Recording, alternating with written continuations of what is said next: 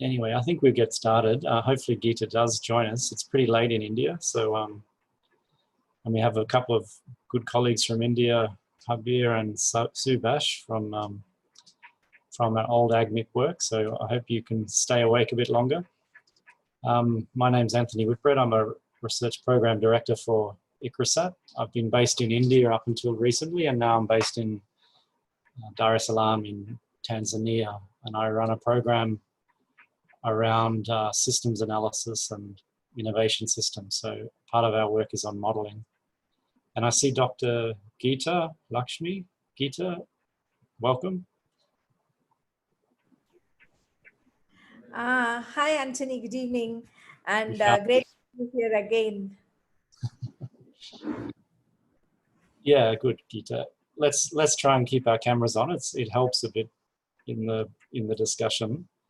But I think Geeta, you should take the lead. You're the main facilitator. I was just kind of filling in the time. Okay. So I just would like to know how many of the participants are right now on, and well, we have 10 or so. 12. Well, we've got 14. So we don't know how many we're going to join. So I think we can just go ahead. Yeah. Because given the time constraint, should we start the questions and then start discussing about that? I think so. Well, we've got 4 questions and they're all around South Asia. So it will take some time to cover these. So let's start. Yeah. 1 second. I'm just trying to get the guiding questions. Hello. Well, yes, I am going to actually copy and paste them for you to. So the first question is what specific MACB projects might be supported by the region? I think we need to just dwell on this particular. No. Okay.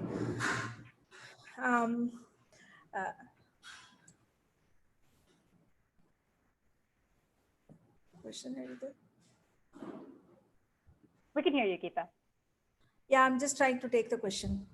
Oh yeah, I put it in the chat as well too, so that way everybody should have it. I'll put it in there again as well.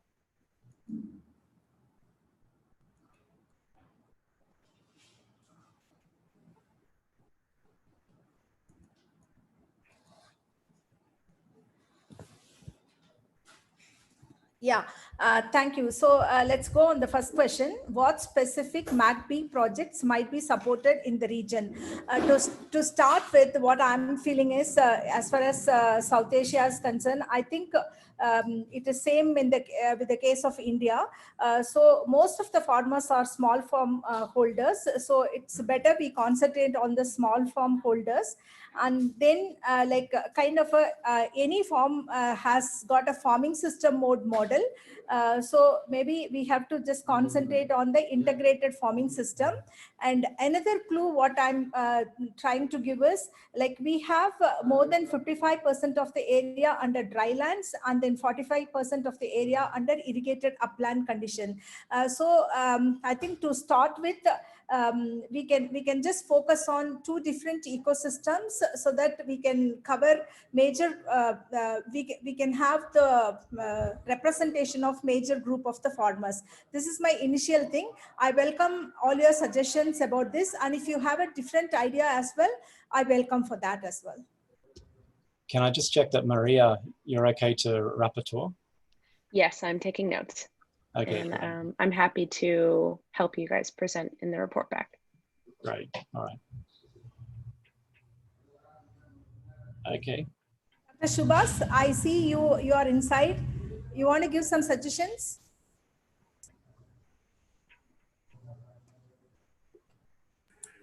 Yeah. Hello. Is it audible?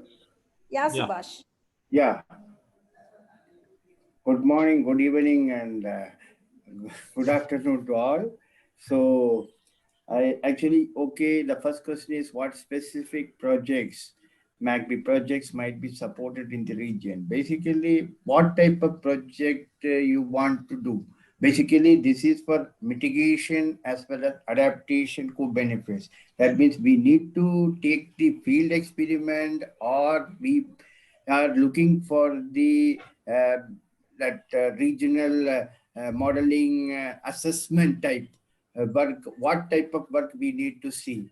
In that case also, we need to see the different cropping systems or the farming system, because in most of the places, the crop component will be different.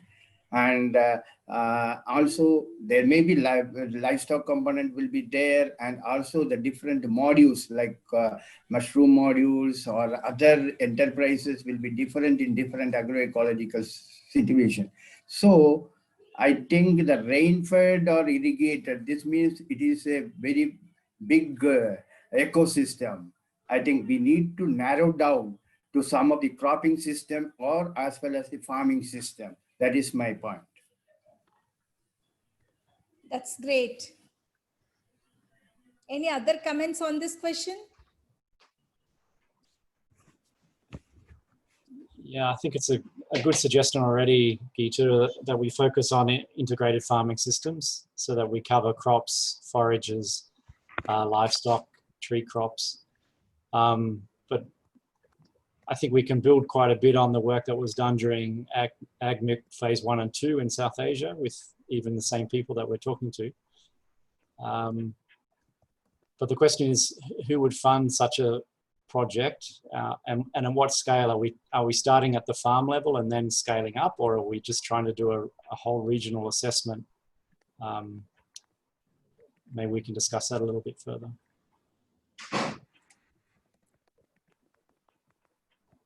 Yeah, that's wonderful. Like it's very valid. We start with farm level and then we can have regional assessment for all the representative systems.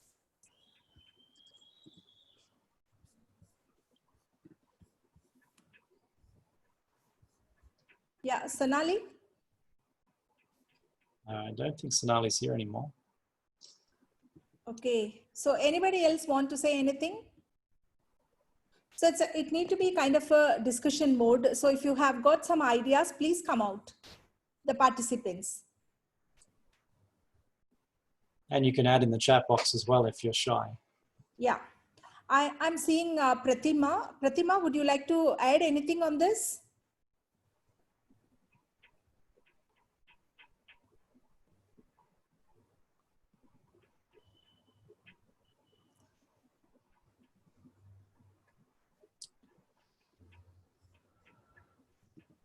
You're muted. You're muted, Pratima. Yeah, Prathima, please unmute yourself.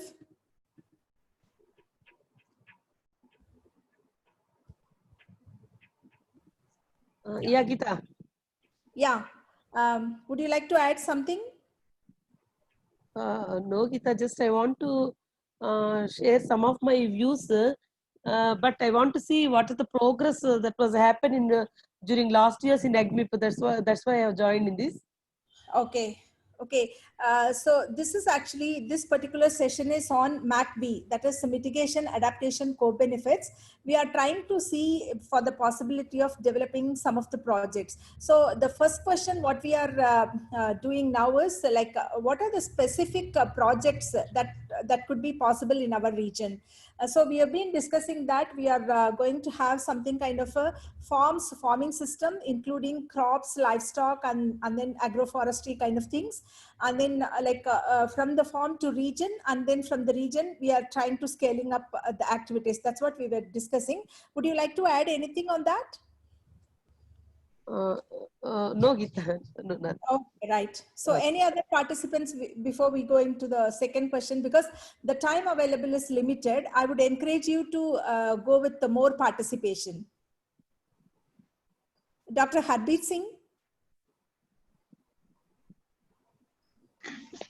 Yeah. Hi, everyone. Hi. Am I audible? Yes. Yeah. Basically, I will like to pick up from where Subash has left, because that is very crucial or very critical question, I will say. First, we must have the clarity, because starting from farm level or starting at regional level, that itself has a trade-off. If we look from the policymakers' point of view, then they are looking for a regional type of thing. So there will be more audience for our regional assessment. But if you are looking at the accuracy of results, or you want to integrate different aspects, then certainly farm level data, experimental data, and then other parameters which are available from earlier works, these will be more useful or more precise from the research point of view. So I'm at this point, I'm not quite clear which side we should go, but certainly it has a trade-off. And leaders like Anthony and other leaders, they can guide us, please, which one will be more attractive from the donor's point of view. Thank you. Thank you very much. So any other participants would like to add for this question?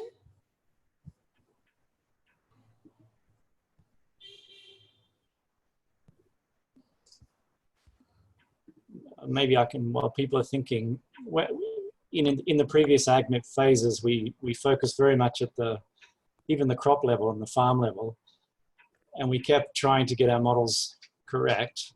And I think we got eventually to higher scales, and we started influencing policymakers and so forth.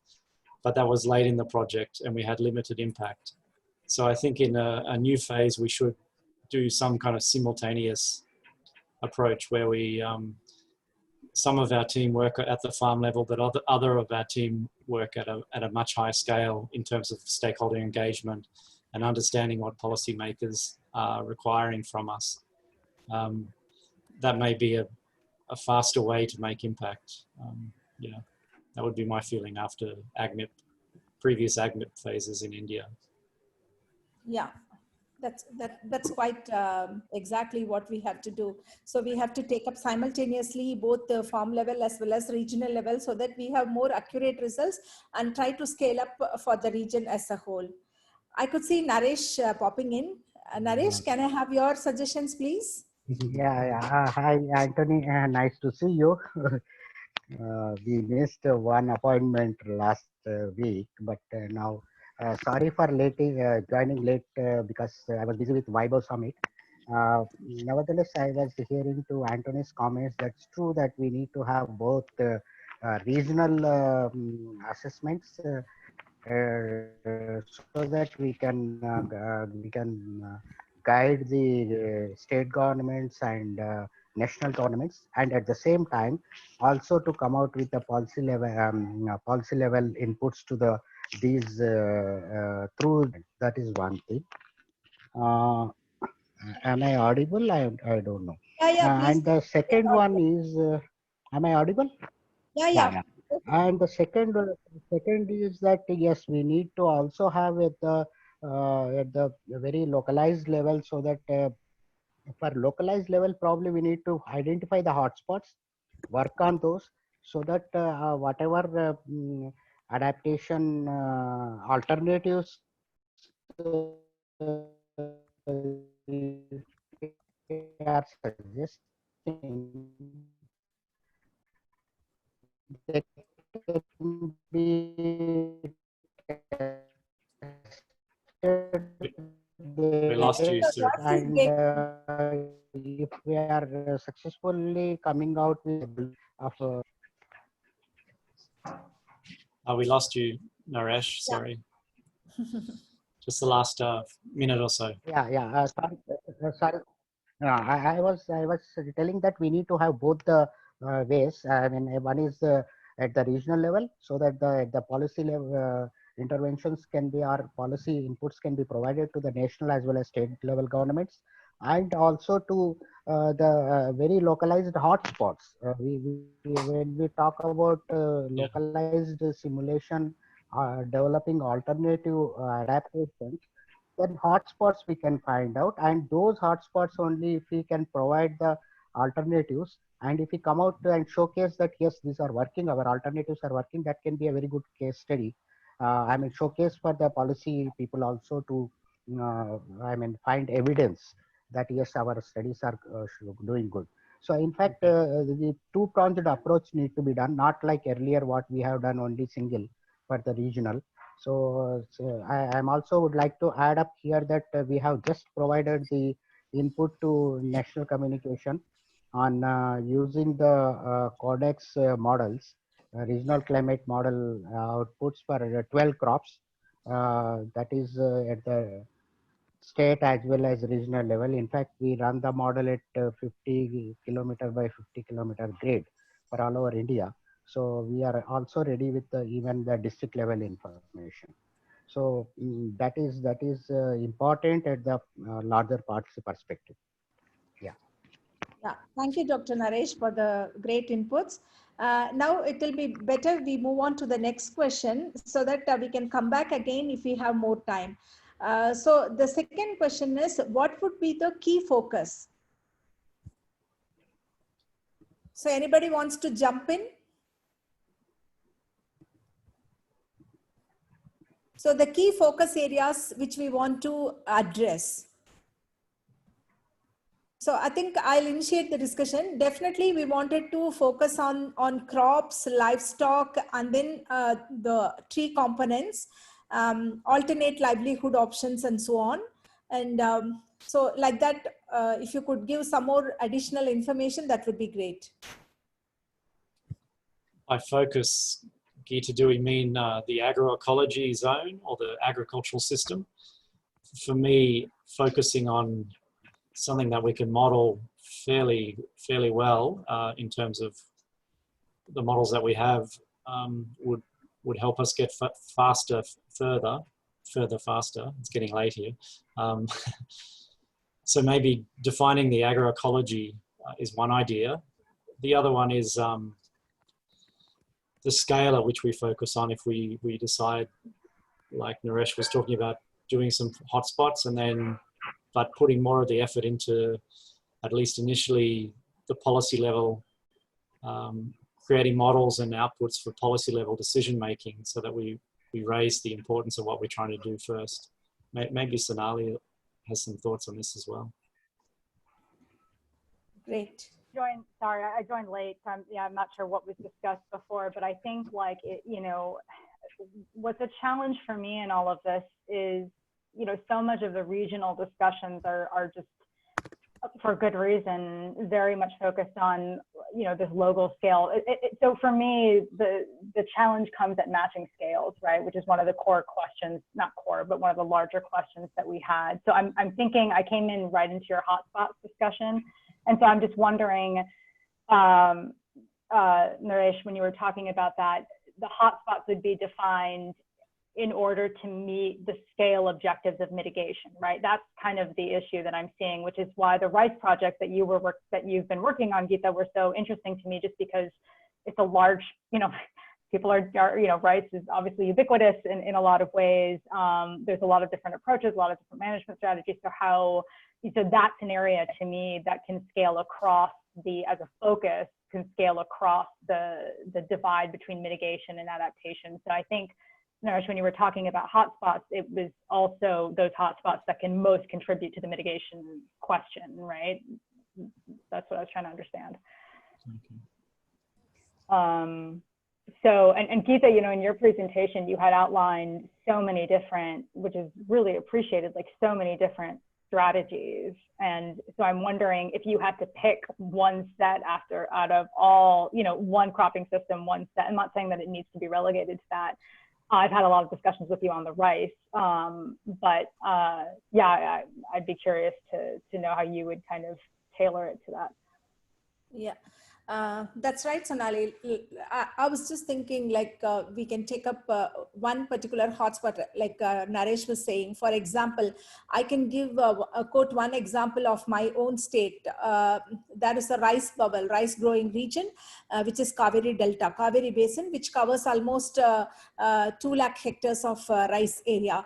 So we can take that as a hotspot, and then we can develop technologies which can qualify for adaptation adaptation, and which, because rice being one of the most important crop that emits methane, so we can just concentrate on greenhouse gas emission potential of a different ecosystem, like a rice growing ecosystem, and then we can quantify what are the adaptation benefits and what are the mitigation benefits, maybe in smaller pilot areas, and then we can try to upscale it, or we can try to see it in a larger perspective, and we can develop policies. So that would be one major case study.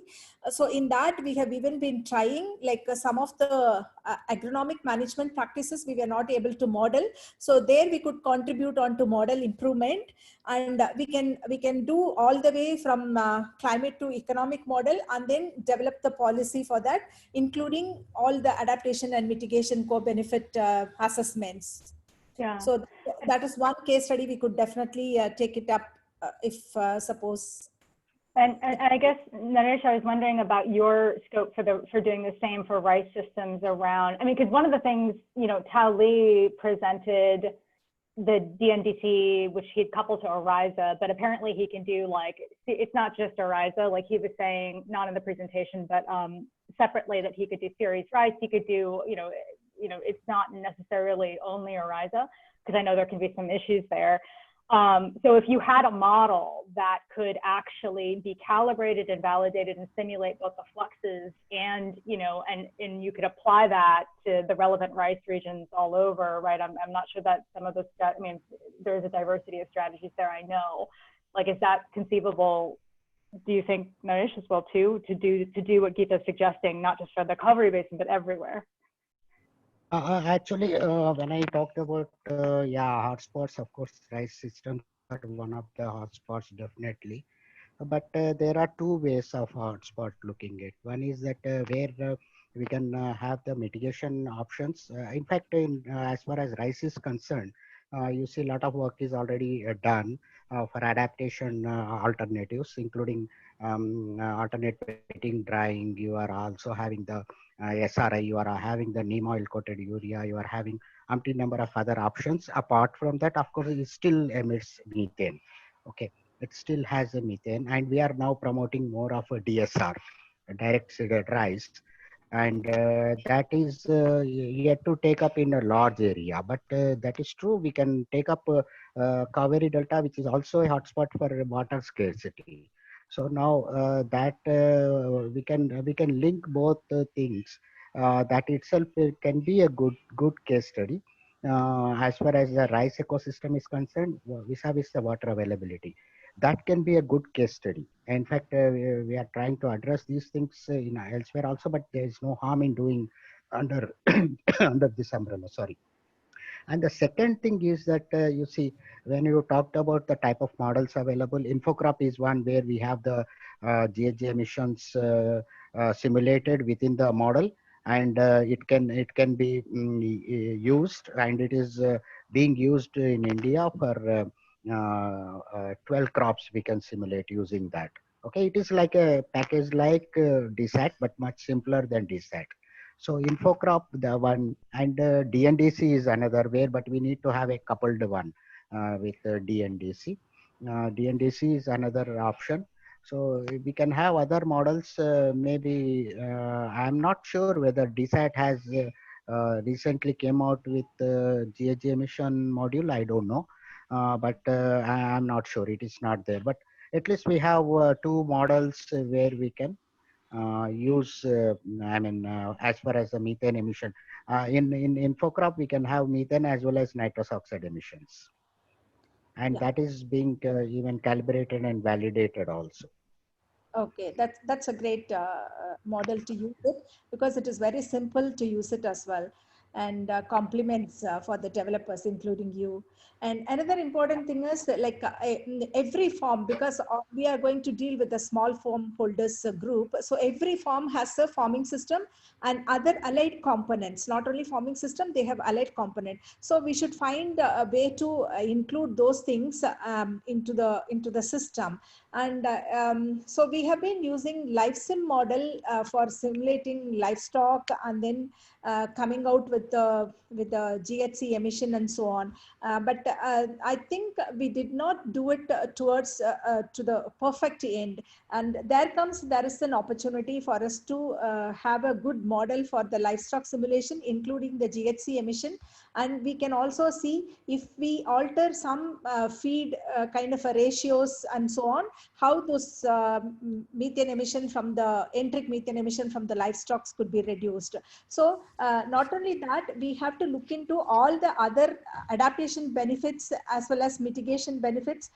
So if we take a farm as a unit, first of all, as a basic unit, we need to look at all the activities, including the fertilizer management, including the organic manure management, all those things, because even the manure management emits a certain amount of greenhouse gases. So if we could do it for farming systems or cropping systems in a particular area where it has a homogeneity, then it would be really helping us to develop some upscaling methodology and deriving some policy outcomes.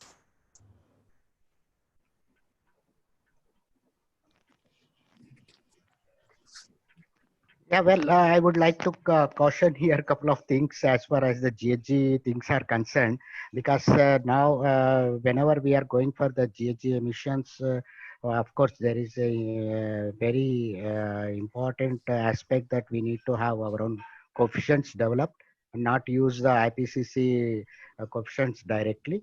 But at IRI and under different other projects, we have been developing the coefficients for not only for rice, for different aspects of emission coefficients for agriculture. But at the same time, if we are coming out with, say, for example, if it is, we have also taken from Aduturai, the GHG emission studies we have done from the Aduturai as well.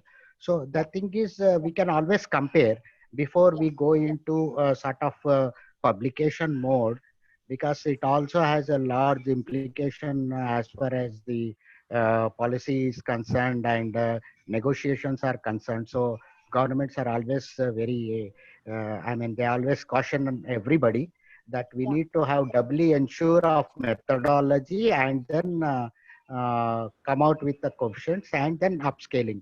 Upscaling, of course, now we can have different methodologies as per the IPCC suggestions. Yeah, thank you. Any other participants would like to add for this particular question? Dr. Subash? Yeah, actually, is it audible? Yeah, please go ahead. Yeah, actually, I fully agree with Dr. Naresh Kumar. Actually, we need to see the measurement aspect also. Simply modeling the farming system, GHG emission is not feasible. Actually, we need to see the measurement. Actually, we just started the measurement aspect under IFS mode, in the integrated farming system mode. That means we need to measure each and every component. That means for livestock, fishery component, as well as the other modules, as well as the cropping system wise, we need to measure. First, we need to see our database. So we will be collecting the data set for 2-3 years. Then only we will do the modeling work. Actually, under our ACRP, the flagship program of ICR, ACRP, All India Coordinated Research Project on Integrated Farming System, what we did is, we did the estimation of GHG emission from different components using the IPCC Tier 2 technology, Tier 2 methodology. That means there we have incorporated some country coefficients also. There we found that we estimated the GHG emission from 45 integrated farming system models representing different agroecological system of India. And we found that around 30 IFS systems are carbon neutral or negative. And based on that, we have suggested some mitigation strategies in these farming system models. But first we need to measure the GHG emission from these IFS systems, then only we will go for the modeling aspect. Yeah, I strongly agree with you, Subash, because we need to always have our models calibrated and validated using the field experiments. But maybe 2 or 3 years data collection would be too long for the modeling things. Instead, what we can have is we can have multiple locations, collect the data sets and try to calibrate and validate the model. Like we do it kind of dates of sowing experiment or some multiple location trials. The same way, I think we can do it. Considering the time or duration of the project. So that's one of my suggestions. Yeah. I think we have three sure. more questions to go. I'll quickly go through the other 3 questions, and then if time permits, we can come back again to the question number 1 and 2 for more discussions. Is that okay, Dr. Anthony? Yes, go ahead, Geeta. Yeah. So the third question given is, who are the potential collaborating partners? So I would like all of you to come out voluntarily for this question. Potential partners. It depends a bit on the focus. If we start off with rice systems, then of course there's a number of partners. If we're talking about India or South Asia more broadly, there's the ICAR, the IRIs, that are important partners. And it also depends on the funding source that we're looking for.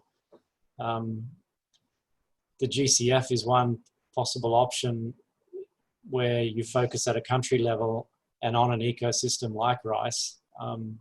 Then you may have some success with GCF. But I don't know if Sonali had any other ideas around targeting funding, because that's kind of the limitation at the moment, and that depends. The next step after targeting funding is who are your partners. Did you have any thoughts on that, Sonali? I wish I had some clarifying thoughts on that. I mean, part of this, so one thing to keep in mind is that this workshop and what comes out of this and our subsequent conversations are meant to inform the AgMIP GRA partnership, which then, you know, GRA, I mean, as you know, right, I mean, it's sort of development funds and sort of the bigger agencies that we've been working with. And so I think the idea that AgMIP is trying to advance from this is if we can collect some ideas for cohesive, targeted projects that address both adaptation and mitigation from these regions, we can put a portfolio in front of GRA and say, okay, where do you think that there's interest from development? You know, I mean, you know, think about the IRDC Claire project right now, right? Which is kind of thinking about this a little bit. You know, which of these might be something that we can leverage initially and then start to develop, you know, start to fund all of those projects. So I don't have, you know, and Geeta, you know, like we went to NABARD, right, for the SRI stuff, and that didn't work. So, you know, we haven't had much luck even just working on the SRI stuff. And Geeta, you've had it obviously for the last 10 years from NIBIO, but moving forward, it seems to be harder to do. But the point of this exercise is to bring together a project that we can put in front of GRA and hopefully leverage funding in that way over the next, I can't tell you what the time horizon will be, but that is the point of this partnership. So, so I would say if you can think of something like the rice or like these hotspots idea or something like that, and we can put it in front of them, then that starts that conversation with the broader GRA community. So that's all I can say to that end, but we do have that in mind as part of this AgMIP process right now. Okay, that's good. Yeah. Great. Yeah. So that, I think that answers both the questions. One is who are the potential partners and where can you source the fund, right? Yeah. So our last question is, how can a regional modeling framework and assessment contribute to policy development for incentivizing mitigation and adaptation? So that's our last question. Yeah, and just to let you know, I have to go back to the main room because we're at 12:40 right now, but just finish up on this last question, and then as soon as you're done, you can join again, but I just need to exit now to go back. But thank you for letting me join, and I'll see you very soon. Yeah, thank you. Nice to see you, Sonali. Yeah. So can I have some inputs for this? How can regional modeling framework and assessment contribute to policy development for incentivizing mitigation and adaptation? Again, can I request Dr. Naresh? Yeah, actually, you see, as far as our experience goes with the farmers, which we have been working for last 20 years, what we find is that, and it is very correct also, that mitigation is not the entry point, because farmers don't understand what mitigation means. But Yeah. it is adaptation, and it is adaptation co-benefits of mitigation. I mean, that is a point, entry point to farmers field. So now when we go to say I'm also handling DST project, we are also doing in Nikra in different villages with the farmers in as many as more than now 15, 20 villages. Now we find that what I do is I'll switch off my video. I think my connection is unstable. So what we find is the adaptation, and while we are suggesting adaptive measures, we need to see that how those adaptive measures are reducing the GHG emissions.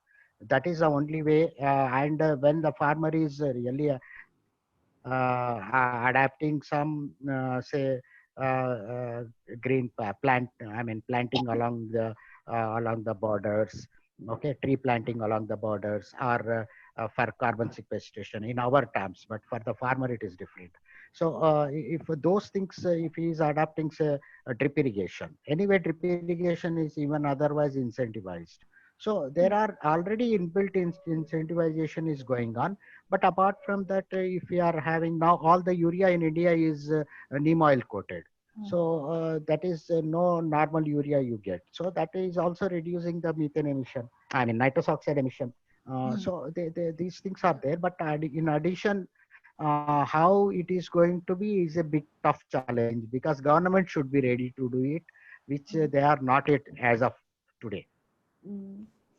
Okay. I think we have to have some evidence-based information for the policymakers to give. That's what you mean to say, right? Okay. So any other comments from anyone else? Back to the comment again around stakeholder engagement. I think in our original phases of AgMIP, we left this to the very end.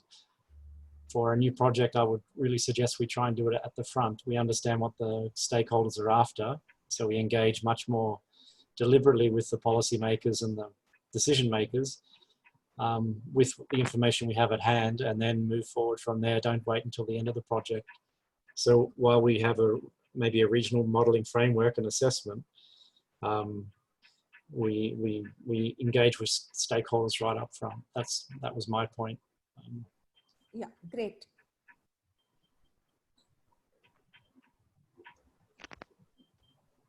So anyone to add anything more? Dr. Anthony, who's going to report back? I think Maria's going to help us. Yes, I've created a PowerPoint, so I can share my screen and you guys can use my points as talking points, if that works. Yeah, sure. Are you staying on, Geeta? Okay, so let her present it, and then I can start, but you can always pitch in and explain if I'm missing something out. Yeah, sure. Yeah. So, anybody wants to add anything more on the different questions?